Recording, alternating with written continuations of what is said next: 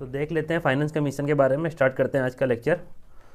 तो finance commission constitutional bodies का हम सेक्शन देख रहे हैं, उसमें फाइनेंस कमीशन आज देखेंगे। इससे पहले हमने जैसे बताया था पहले भी कि यूपीएससी और इलेक्शन कमीशन को हम कवर कर चुके हैं। तो स्टार्ट करते हैं क्या फाइनेंस कमीशन। भारत का संविधान जो है 280 अनुच्छेद जो है 280 भारत के संविधान में दिया गया है। उसमें क्या एक अर्धन्यायिक, मतलब अर्धन्यायिक को इंग्लिश में क्या कहते हैं, क्वासी जुडिशियल, ये ध्यान रखिएगा। क्वासी जुडिशियल बॉडी है कौन सी, फाइनेंस कमीशन, ये ध्यान में रखिएगा। अनुच्छेद क्या है 280, इतनी चीज़ ध्यान में रखिएगा, ठीक है। तो भारत के संविधान में अनुच्छेद कौन सा 280, यहाँ मैं प्रीलिम्स लिख देता हूँ, प्रीलिम्स के पॉइंट ऑफ व्यू से इंपॉर्टेंट है। 280 में क्या कि अर्धन्यायिक निकाय के रूप में वित्त आयोग की व्यवस्था की गई है। इसका गठन कौन करता है, तो राष्ट्रपति द्वारा हर 5 वर्ष या आवश्यकता अनुसार उसको जब आवश्यकता लगे तो उसका गठन कर सकता है, पहले भी कर सकता है, 5 वर्ष के पहले भी। तो ध्यान क्या रखना है, फाइनेंस कमीशन का गठन कौन करता है, तो यहाँ भी ध्यान रखिएगा राष्ट्रपति करता है। ये भी प्रीलिम पॉइंट ऑफ व्यू से इंपॉर्टेंट हो जाता है। तो अनुच्छेद 280 ध्यान रखिएगा, अर्धन्यायिक संस्था है, मतलब क्वासी जुडिशियल बॉडी, और साथ ही संवैधानिक संस्था भी है। और संवैधानिक संस्था इसलिए क्योंकि इसका संविधान के अनुच्छेद में मेंशन दिया हुआ है। और इसमें जो गठन कौन करता है इसका, तो राष्ट्रपति करता है हर 5वें वर्ष पे या आवश्यकता अनुसार, जो 5 वर्ष है उससे पहले भी इसका गठन कर सकता है। आगे देख लेते हैं कि संरचना क्या है।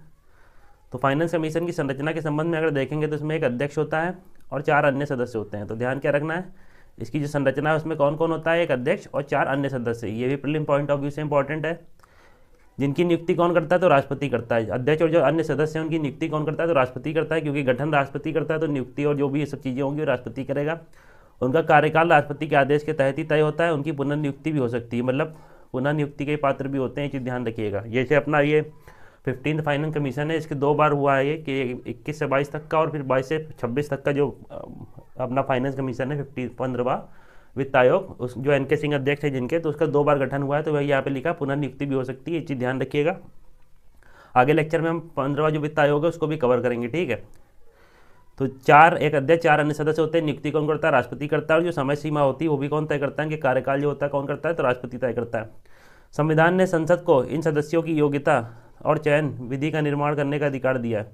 संविधान ने इनके सदस्य जो हैं उनके सदस्यों की योग्यता और चयन विधि का निर्धारण करने का अधिकार किसको दिया, तो संसद को दिया। यहाँ पे ध्यान रखिएगा, कभी कभी क्वेश्चन बन सकता है जो इनके सदस्यों की योग्यता का निर्धारण है वो राष्ट्रपति करता है, राष्ट्रपति नहीं करता है। ध्यान रखिएगा, संसद को दिया है संविधान ने अधिकार, और संसद ही इनके क्या योग्यता और जो चयन विधि का निर्धारण है करने का अधिकार देती है किसको, संसद को। तो संसद ध्यान रखिएगा। इसी के तहत संसद के अन्य आयोग के अध्यक्ष और सदस्यों के विशेष योग्यताओं का निर्धारण किया है। तो संसद ने ही क्या किया है, जो इसके अध्यक्ष होंगे और जो अन्य सदस्य होंगे, जो 4 अन्य सदस्य यहाँ पे दिए हैं, उनकी योग्यताओं का निर्धारण किया है। अध्यक्ष सार्वजनिक मामलों का अनुभवी होना चाहिए और अन्य 4 सदस्य को निम्नलिखित में से चुना जाना चाहिए। तो पहली बात क्या ध्यान रखनी है, संसद को यह अधिकार दिया गया है कि इनकी योग्यता और जो चयन विधि है उसका निर्धारण करे। तो संसद ने इसको निर्धारित किया, और संसद के जो निर्धारित किया उसके अनुसार अध्यक्ष जो होगा वो क्या होगा। अध्यक्ष के मामले में संसद ने क्या बताया है, तो अध्यक्ष के मामले में संसद ने बताया कि अध्यक्ष जो होगा सार्वजनिक मामलों का अनुभवी होना चाहिए, ठीक है। और जो अन्य 4 सदस्य हैं उनके संबंध में नीचे योग्यताएं दी गई, इनको देख लेते हैं कौन कौन सी योग्यताएं। अन्य 4 सदस्य के संबंध में पहला क्या दे रखा है कि किसी उच्च न्यायालय का न्यायाधीश या इस पद के लिए योग्य व्यक्ति होना चाहिए, मतलब या तो कोई उच्च न्यायालय का न्यायाधीश हो या फिर उच्च न्यायालय के न्यायाधीश बनने की योग्यता रखता हो, वही क्या होगा, अन्य 4 सदस्यों में से एक होगा। दूसरा दे रखा है कि ऐसा व्यक्ति जिसे भारत के लेखा वित्त मामलों का विशेष ज्ञान हो। तो ठीक है, दूसरा व्यक्ति कैसा होना चाहिए, जो लेखा वित्त मामलों में उसका विशेष ज्ञान हो। और तीसरा जो व्यक्ति होगा कौन सा होगा, जिसे प्रशासन और वित्तीय मामलों का व्यापक अनुभव हो, वो भी इसका सदस्य बन सकता है, किसका, फाइनेंस कमीशन का। और चौथा दे रखा है ऐसा व्यक्ति होना चाहिए जो अर्थशास्त्र का विशेष ज्ञाता हो। तो कौन कौन से हो गए, पहला हाईकोर्ट के जज की योग्यता रखता हो या न्यायाधीश रहा हो, साथ ही ऐसा व्यक्ति जिसे लेखा और वित्त के मामले में अनुभव हो, विशेष ज्ञान हो। तीसरा है जिसे प्रशासन और वित्तीय मामलों का व्यापक अनुभव हो, और चौथा क्या है, अर्थशास्त्र का विशेष ज्ञाता हो। तो उसे जो अन्य सदस्य होते हैं किसके, फाइनेंस कमीशन के, उनके रूप में इनको चयन किया जा सकता है। इतनी चीज़ ध्यान रखिएगा। देख लेते हैं आगे कार्य क्या है वित्त आयोग के। तो भारत के राष्ट्रपति को निम्नलिखित मामलों पर सिफारिश करता है। कौन कौन सी मामलों पर सिफारिश करता है, तो ये 4 मामले दे रखे हैं। इन मामलों पर भारत के राष्ट्रपति को सिफारिश करता है कौन, हमारा वित्त आयोग। पहला मामला यहाँ दे रखा है, संघ और राज्यों के बीच करों के जो शुद्ध आगम है, जो कर जो होता है उसका खुद शुद्ध जो आवंटन होता है, उसके वितरण और राज्यों के बीच ऐसे आगमों का जो आवंटन होगा उसके संबंध में क्या करेगा, भारत के राष्ट्रपति को सिफारिश करेगा। दूसरा क्या है, भारत की संचित निधि में से राज्यों के राजस्व में सहायता अनुदान को शामिल करने वाले सिद्धांत जो है इस संबंध में भी राष्ट्रपति को क्या करेगा, सिफारिश करेगा। तीसरा जो दे रखा है, राज्य वित्त आयोग द्वारा की गई सिफारिशों के आधार पर राज्य में नगर पालिका और पंचायतों के संसाधनों की अनुपूर्ति के लिए राज्य की संचित निधि से संवर्धन के लिए आवश्यक उपाय कर सकेगा। इस संबंध में भी क्या करेगा, तो राष्ट्रपति को सिफारिश करेगा। और चौथा दिया गया, राष्ट्रपति द्वारा आयोग को सुदृढ़ वित्त के हित में निर्दिष्ट कोई अन्य विषय जो भी होंगे उस संबंध में क्या करेगा, राष्ट्रपति को सलाह देगा। तो कौन कौन से विषय, करों का जो आवंटन है संघ और राज्य के बीच, ठीक है, केंद्र और राज्यों के बीच जो करों का आवंटन होगा वो वितरण होगा, इन सब का कार्य कौन करेगा, इस संबंध में सिफारिश करेगा वित्त आयोग। किसको करेगा सिफारिश, तो राष्ट्रपति को करेगा। दूसरा, भारत की संचित निधि से जो राज्यों का आवंटन किया जाता है, ठीक है, सहायता अनुदान के मामले में, उस संबंध में भी क्या करेगा, राष्ट्रपति को ये सिफारिश करेगा। तीसरा दे रखा है, राज्य वित्त आयोग अगर कोई सिफारिश करता है उसके आधार पर राज्य में जो नगर पालिकाएं और पंचायत हैं उनके संसाधनों की अनुपूर्ति के लिए संचित निधि से जो पैसा वैसा दिया जाना चाहिए उस संबंध में सिफारिश करेगा। और चौथा दे रखा है, राष्ट्रपति द्वारा आयोग को सुदृढ़ वित्त के हित में निर्दिष्ट कोई अन्य विषय है जिन संबंध में क्या करेगा, ये सिफारिश करेगा राष्ट्रपति से। आगे दिया 1960 तक आयोग क्या था, असम, बिहार, उड़ीसा और पश्चिम बंगाल को प्रत्येक वर्ष जूट और जूट उत्पादकों के निर्यात शुल्क में निवल प्राप्तियों के एवज में दी जाने वाली सहायता राशि के बारे में भी सुझाव देता था। तो मतलब यहाँ पे जूट और जूट उत्पाद बनते थे कहाँ कहाँ पे, तो असम है, बिहार है, उड़ीसा और पश्चिम बंगाल में। तो प्रत्येक वर्ष क्या करता था, ये जो प्राप्तियाँ आती थी शुल्क में उस संबंध में सहायता राशि के बारे में भी सुझाव देता था 1960 तक। और संविधान के अनुसार यह सहायता राशि 10 वर्ष की अस्थायी अवधि तक दी जाती रही है। तो इतनी चीज़ ध्यान रखिएगा। और क्या बता रखा है इसमें कि आयोग अपनी रिपोर्ट किसको सौंपता है, तो राष्ट्रपति को सौंपता है। ये पीटी पॉइंट ऑफ व्यू से इंपॉर्टेंट है, यहाँ लिख देता हूँ पीटी, तो ये प्रीलिम पॉइंट ऑफ व्यू से इंपॉर्टेंट है। इतनी चीज़ ध्यान रखिएगा क्या कि आयोग जो होगा हमारा वो क्या करेगा, राष्ट्रपति को रिपोर्ट सौंपता है और राष्ट्रपति इस रिपोर्ट को कहाँ रखेगा, संसद के दोनों सदनों के समक्ष रखता है। रिपोर्ट के साथ उसका आकलन संबंधी ज्ञापन और इस संबंध में उठाए जा सकने वाले कदमों के बारे में भी विवरण रखा जाता है। तो इसमें केवल इतनी चीज़ ध्यान रखिएगा, जो रिपोर्ट किसको सौंपता है फाइनेंस कमीशन, तो राष्ट्रपति को सौंपता है। राष्ट्रपति संसद के दोनों सदनों के समक्ष इसको रखता है, ठीक है। तो कार्य देख लिए, कार्य में जो चीज़ें देखनी थी हमने देख ली, ठीक है। और यहाँ पे ये पॉइंट जरूर ध्यान रखिएगा, इनके सदस्यों की योग्यता और चयन विधि का निर्धारण जो करता है वो संसद करती है। जरूर हाईलाइट कर दे रहा हूँ मैं इसको जरूर से जरूर ध्यान रखिएगा, ठीक है। संसद इन सदस्यों की योग्यता और चयन विधि का निर्धारण करता है, ये पॉइंट जरूर ध्यान रखिएगा। आगे देख लेते हैं क्या सलाहकारी भूमिका जो है इसके आयोग की। तो सलाहकारी भूमिका के संबंध में प्रावधान देखते हैं। यहाँ स्पष्ट करना आवश्यक होगा कि वित्त आयोग की सिफारिश जो प्रकृति है वो कौन सी सलाहकारी, जो भी है आयोग सिफारिशें करेगा वित्त आयोग की। कभी कभी क्वेश्चन बन जाता है पेपर्स में कि जो वित्त आयोग अपनी सलाह देगा राष्ट्रपति को, और जो भी संबंध में जो भी इसकी सलाह होगी वो क्या बाध्यकारी होगी। बाध्यकारी नहीं, यहाँ पे ध्यान रखिएगा, इसकी जो सलाह होती है वो कैसी होती है, जो मतलब ये अपनी सिफारिश जो देता है वो कैसी होती है, सलाहकारी प्रकृति की होती है, ठीक है, ना कि बाध्यकारी, ठीक है। ये चीज़ ध्यान रखिएगा, बाध्यकारी नहीं होती, सलाहकारी होती हैं। इनको मानने के लिए सरकार बाध्य नहीं होती। यह केंद्र सरकार पर निर्भर करता है कि वह राज्य सरकारों को दी जाने वाली सहायता के संबंध में आयोग की सिफारिश जो है उसको लागू करे या ना करे। दूसरे शब्दों में भी व्यक्त किया जा सकता है कि संविधान में यह नहीं बताया गया है कि आयोग की सिफारिशों के प्रति भारत सरकार बाध्य होगी और आयोग द्वारा की गई सिफारिशों के आधार पर राज्यों द्वारा प्राप्त धन को लाभकारी मामले में लगाने का उसका विधिक अधिकार होगा, ठीक है। इतनी चीज़ ध्यान रखिएगा। इसी संबंध में जो पीवी राजमन्नार हैं, चौथे वित्त आयोग के अध्यक्ष हैं, उन्होंने क्या कहा था, क्योंकि वित्त आयोग एक संवैधानिक निकाय है जो अर्ध न्यायिक कार्य करता है, इसकी सलाह को भारत सरकार तब तक मानने के लिए बाध्य नहीं जब तक कि कोई बाध्यकारी कारण ना हो। तो इस संबंध में प्रावधान की इन्होंने मतलब कथन कहा था किन्ने कि पीवी राजमन्ना ने, जो चौथे वित्त आयोग के अध्यक्ष थे, उन्होंने बताया था सब चीज़ें कि वित्त आयोग एक संवैधानिक और न्यायिक संस्था जरूर है, लेकिन इसकी सलाह भारत सरकार के लिए बाध्यकारी तब तक नहीं है जब तक कि कोई ऐसा बाध्यकारी कारण ना हो। आगे दे रखा है, भारत के संविधान में इस बात की परिकल्पना की गई है कि वित्त आयोग भारत में राजकोषीय संघवाद, ध्यान रखिएगा, राजकोषीय संघवाद का मतलब यह है कि केंद्र और राज्य के बीच जो राजकोषीय संबंध है उसका मतलब उसके संतुलन की भूमिका निभाएगा। यद्यपि पूर्ववर्ती योजना आयोग गैर संवैधानिक और गैर सांविधिक निकाय था के प्रादुर्भाव के साथ केंद्र और राज्य के वित्तीय संबंधों में इसकी भूमिका में कमी आई थी। और चौथा वित्त आयोग अध्यक्ष पीवी राजमन्नार ने संघीय राजकोषीय अंतरणों में पूर्ववर्ती योजना आयोग और वित्त आयोग के बीच कार्यों और उत्तरदायित्वों की अतिव्याप्ति बताया था। तो ये क्लैश हुआ था किसमें, जो पहले योजना आयोग था, ठीक है, उसके जगह क्या नीति आयोग बन गया, आपको पता होगा। योजना आयोग जो था उस समय का और ये जो वित्त आयोग है, दोनों में जो क्या केंद्र और राज्य के वित्त जो संबंध में दोनों की क्लैश हुआ था। तो उस संबंध में इन्होंने बोला था किसने, पीवी राजमन्ना, जो चौथे वित्त आयोग के अध्यक्ष थे। तो सलाहकारी भूमिका के संबंध में इतनी चीज़ ध्यान रख लीजिएगा, जिसमें इंपॉर्टेंट जो था प्रीलिम पॉइंट ऑफ व्यू से हमने बता दिया। ऊपर हमने देख लिया जो कार्य के संबंध में प्रीलिम पॉइंट ऑफ व्यू से इंपॉर्टेंट था उसको भी देख लिया। अध्यक्ष और ये सब कितने अध्यक्ष कितने सदस्य होंगे, नियुक्ति कौन करेगा, राष्ट्रपति के समक्ष ये रिपोर्ट प्रस्तुत करेगा, सारी जितने भी प्रीलिम पॉइंट ऑफ व्यू से था इसको देख लिया, और जो मेंस पॉइंट ऑफ व्यू था बाकी ये सब चीज़ें कहीं ये जो कथन वथन दे रखे हैं या कोई मेंस में आंसर राइटिंग में इनका यूज़ कर सकते हैं। ठीक है, आगे कुछ देख लेते हैं। अभी तक जितने भी फाइनेंस कमीशन हुआ है उसके जो 15 अभी 15वां फाइनेंस कमीशन चल रहा है, आपको पता होगा 15 फाइनेंस कमीशन अध्यक्ष NK सिंह है जिसके, तो ये लिस्ट दे रखी है।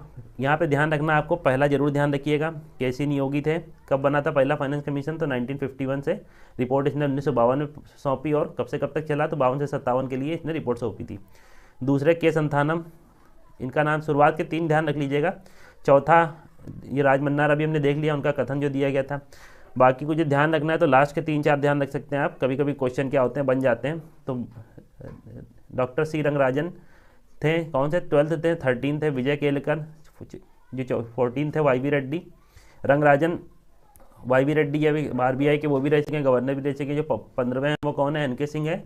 तो इतनी चीज़ें इसमें ध्यान में रखिएगा, ये 4 हो लास्ट के और शुरुआत के 3 इनको पढ़ लीजिएगा। बाकी अगर ओवरऑल आपको देखना हो तो एक बार नज़रें घुमा सकते हैं इसमें। ठीक है, रटने की इसमें ज़्यादा ज़रूरत नहीं है कि पूरा रटने बैठे लेके कब से कब तक बना क्या हुआ।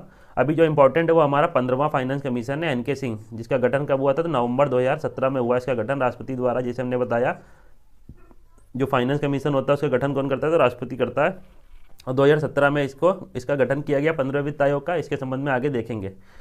यहाँ एक चीज़ और ध्यान रखिएगा, आर्टिकल 280 और 281 इसको जरूर ध्यान रखिएगा। 280 में क्या है, तो बताया गया वित्त आयोग होगा एक, और 281 में क्या है, जो भी रिकमेंडेशन या सिफारिशें करता है हमारा वित्त आयोग उसमें क्या है, अनुच्छेद 281 में उसका वर्णन है। तो ये चीज़ ध्यान रखिएगा, ये दोनों अनुच्छेद बहुत इंपॉर्टेंट हो जाते हैं फाइनेंस कमीशन के संबंध में। अब देख लेते हैं जो 15वां वित्त आयोग हमारा था उसके संबंध में प्रावधान। तो 15वां वित्त आयोग, इसमें जितनी भी मोटी मोटी बातें हैं जो एग्जाम पॉइंट ऑफ व्यू से इंपॉर्टेंट हो सकती हैं प्रीलिम्स के, उनको देख लेते हैं। गठन कब हुआ, तो गठन हमारा हुआ 15वें वित्त आयोग का, जैसा भी हमने ऊपर बताया नवंबर 2017 में। इसको जरूर से जरूर ध्यान रखिएगा कब गठन हुआ था, तो नवंबर 2017 में हुआ था। और गठन किसने किया था, तो राष्ट्रपति ही गठन करता है, जैसा हमने अभी पढ़ लिया है, तो राष्ट्रपति इसका गठन करता है।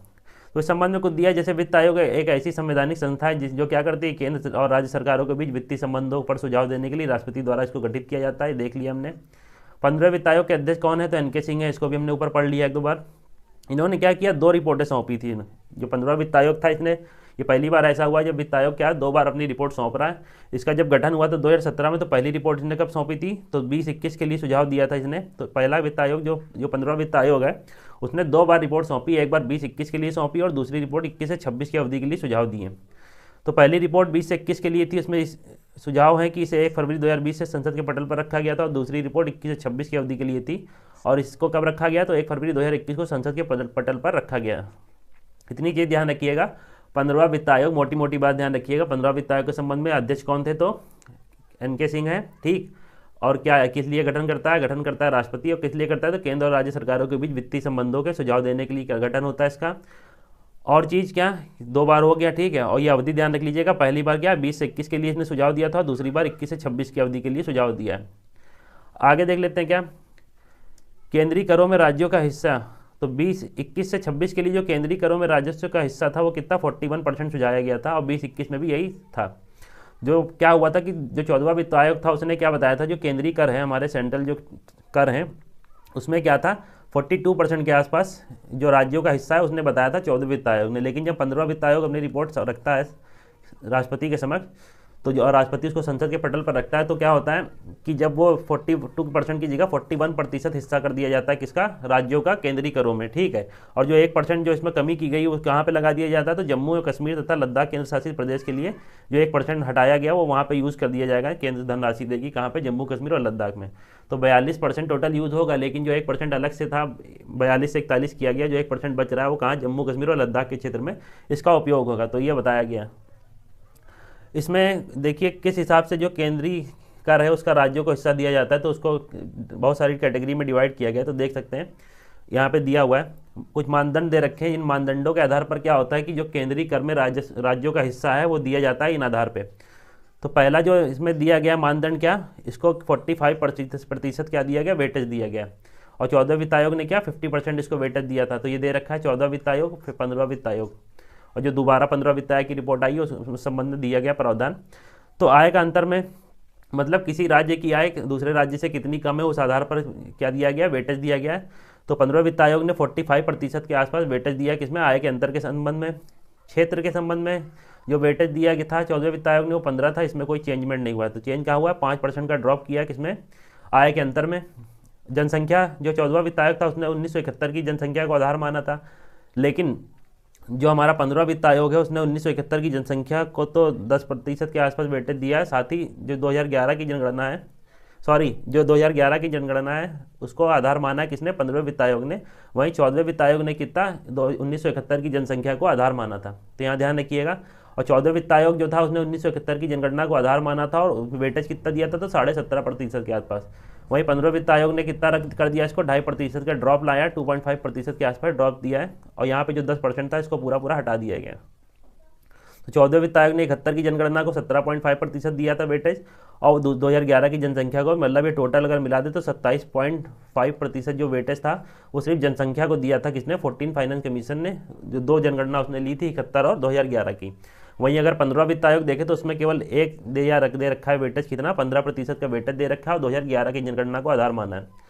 ये पॉइंट नहीं था किसमें, 14वां वित्त आयोग के संबंध में जो मानदंड था उसमें ये मानदंड नहीं था। 14वें वित्त आयोग में जनसांख्यिकी जो प्रदर्शन होता है, डेमोग्राफिक जो प्रदर्शन होता है, उस संबंध में ये नया प्रोविज़न ऐड किया गया है क्या। तो इसमें जरूर ये ध्यान रखिएगा, जो नया प्रोविज़न ऐड हुआ है, कौन सा मानदंड ऐड हुआ है नया 15वें वित्त आयोग में, तो 12.5% जो वेटेज है वो किसको दिया गया है। तो 12.5% वेटेज किसको दिया गया है, तो जनसांख्यिकी आधार ये प्रदर्शन को, ठीक है, इसको ध्यान रखिएगा। 14वें वित्त आयोग में ऐसा कोई प्रोविज़न नहीं था कि राज्यों को इस आधार पर भी जो कर है केंद्रीय कर उसमें हिस्सा मिलेगा। ये 15वें वित्त आयोग में 12.5 है उतना वेटेज दिया गया। वन क्षेत्र था, इसको हटा दिया गया 15वें वित्त आयोग में, उसकी जगह वन और पारिस्थितिकी ऐड कर दिया गया, जिसको वेटेज क्या 2.5% का इसमें बढ़ा दिया गया है। बाकी देखिए ध्यान रखने वाली क्या है, जनसांख्यिकी प्रदर्शन ऐड किया गया है, ठीक है।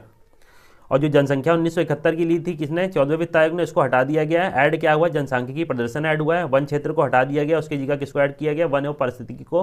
कर और राजकोषीय प्रयास जो था उसको भी नया ऐड हुआ, तो ये भी एक बार देख सकते हैं, इसको भी 2.5% के आसपास वेटेज दिया गया है। और टोटल ये हमारा 100 हो जाता है। तो ऐड क्या क्या हुआ है, ये प्लस हुआ है, वन और पारिस्थितिकी ऐड हुआ है किसके स्थान पर, वन क्षेत्र के स्थान पर। जनसांख्यिकी प्रदर्शन ऐड हुआ है, ठीक है, ये ध्यान रखिएगा। घटा क्या है, तो 1971 की जनगणना हटाई गई है और वन क्षेत्र को हटाया गया है। बाकी वही आगे दिया गया क्या, 14 फाइनेंस कमीशन जो टर्म था डेमोग्राफिक चेंज, वो डिफाइन किया गया है। पॉपुलेशन कौन सी, 2011 का। और रिपोर्ट 2021 की दी थी, उसने क्या किया था, टैक्स एफर्ट के स्थान पर इसको यूज़ किया गया डेमोग्राफिक चेंज को। The definition of the same sources report यही सब बताई गई है। तो इतनी चीज़ ना पड़िएगा, जितना बता दिया क्या क्या नई चीज़ ऐड हुई हैं, तो उनको ध्यान रखिएगा। कर और राजकोषीय प्रयास ऐड हुआ है, वन और पारिस्थितिकी ऐड हुआ है, वन क्षेत्र हटाया गया, वन क्षेत्र की जगह वन और पारिस्थितिकी ऐड हुआ है। जनसांख्यिकी प्रदर्शन ऐड हुआ है, जनसंख्या को हटाया गया 1971 की, उसकी जगह 2011 की जनसंख्या को आधार माना 15वें वित्त आयोग ने। तो इतनी चीज़ें ध्यान में रखिएगा। तो आई होप आपको वीडियो लेक्चर अच्छा लगा होगा। अगर अच्छा लगा हो तो वीडियो को लाइक कर दीजिएगा, चैनल पर नया हो तो सब्सक्राइब कर लीजिएगा, वो कमी रह जाती है तो कमेंट बॉक्स में बताइएगा ताकि मैं उसको सुधार कर सकूँ। तो मिलते हैं नेक्स्ट वीडियो लेक्चर में, तब तक के लिए गुड बाय।